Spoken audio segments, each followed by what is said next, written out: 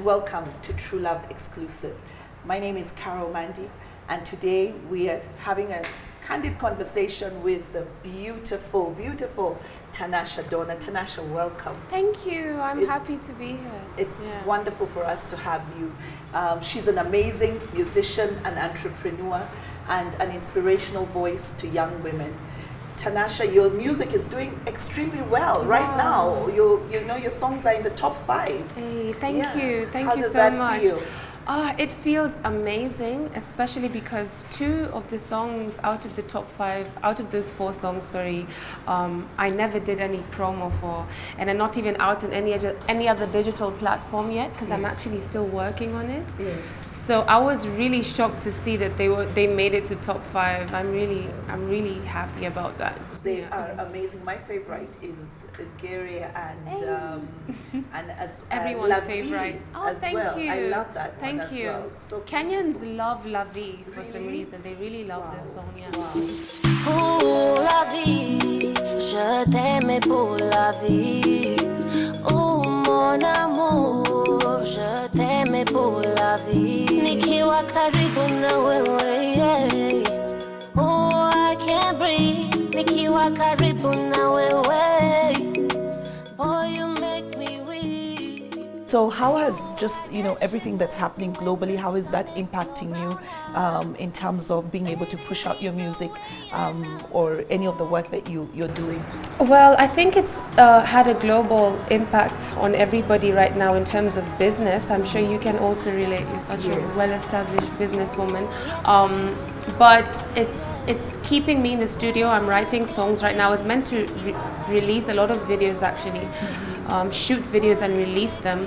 But now I had to put that all on pending because the world is globally going through this pandemic. Baby, lead the way and I'll comply.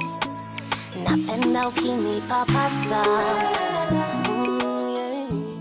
And you're right, in terms of we need to keep safe. And that's, part of what the discussion we're going to have today. Of course, you're the True Love cover for the month of April. You look amazing Thank you. on the cover. Thank you. And we're so thrilled that you were on the cover as well. And what we wanted to talk about today is your journey to healing.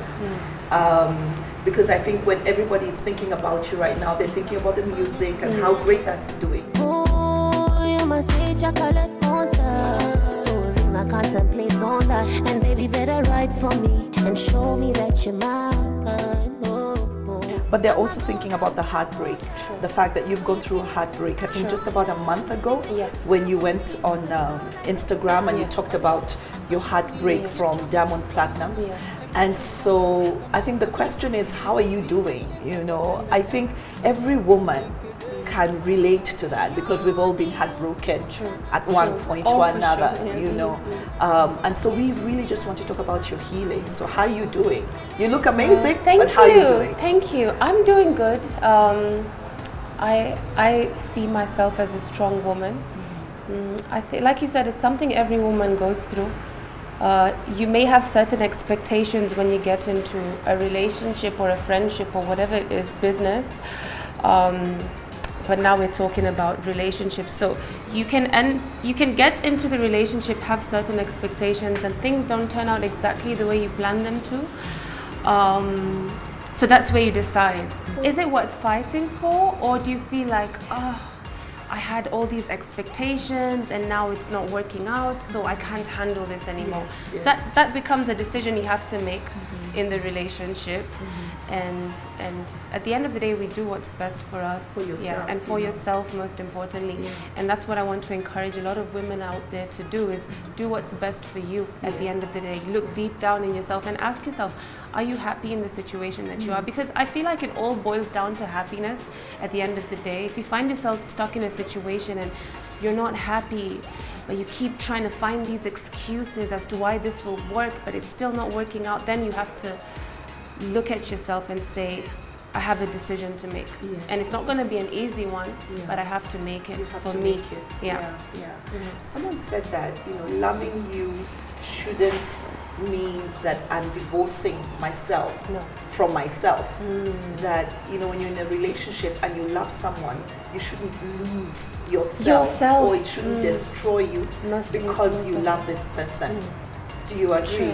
I agree, and I can say that I've been in 3 serious, or I would say 2 serious relationships in my life, and I learned something from all those relationships. So I never have regrets regardless. I would never say, oh, I regret this happening. No, everything happens for a reason, and it's never a failure, always a lesson at the end of the day. But like you said, a lot of women tend to, including myself, I've been there, you enter this relationship and you slowly lose yourself in that relationship, and that's where you start getting comfortable. And when you get comfortable in a relationship, it's actually not a healthy thing. It's not a good thing, because every individual should have their own personal lives, their own careers going on, their own dreams, but still be compatible together, still complement one another, you know. And women, especially in our African culture, I'm glad things are changing now and times are changing, because we live in a conscious era, like my manager likes to tell me, and we live in a female era, and people are women are starting to now slowly know their value. But unfortunately, there's still a lot of women stuck thinking that as a woman, I need to do what my man wants, you know? I need to be the perfect wife, you know, take care of the kids. That's what every woman should do. Submit, you know. I like that you mentioned submit, you know. But if you really look at it from a logical perspective and not an emotional perspective, that can end up being really toxic. It can be abuse. It ends up being abuse. It can be abuse. And you know, for you, because you are also in a relationship with Diamond, who's, I guess, you know, a really big star. You know, did you ever feel that you were losing yourself to his public persona and his world that is so huge? And did you have to keep reminding yourself, this is Tanasha, this is what Tanasha wants, this is what Tanasha feels, beyond the huge, you know, public person that he is? True. Yes, at some point I was a bit lost, I would say, because now there's a child involved. Yes. And now I'm thinking of my son, you know, not only me. I have to think of my son. I don't want my son to grow up without a father.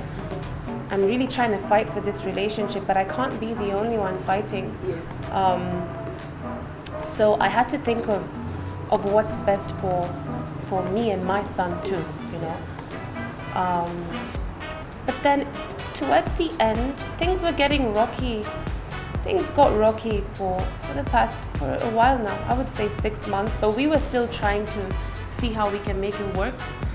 And then it got to a point where you feel like the other person has just lost interest. And it's not because of anything emotional. I would say it's because of not living up to certain expectations he had in the relationship. It's nobody's fault. Hey, everyone's wired the way they are, you know. And when you don't live up to this person's expectations, for some people it's not easy to handle, you know. Some people, they feel like, you know what, I already have so much going on in my mind, I can't handle this because I had this expectation. For some people it's not easy to handle. For some people it's okay. You'll feel like, okay. But I would say that's where things started going down, because I wanted to really be my own person as well as be in this relationship. When you love yourself, you'll be able to love in a relationship. You'll be able to love your family, your child. So it's self-love. It's self-love that I taught myself out of this, and less expectations.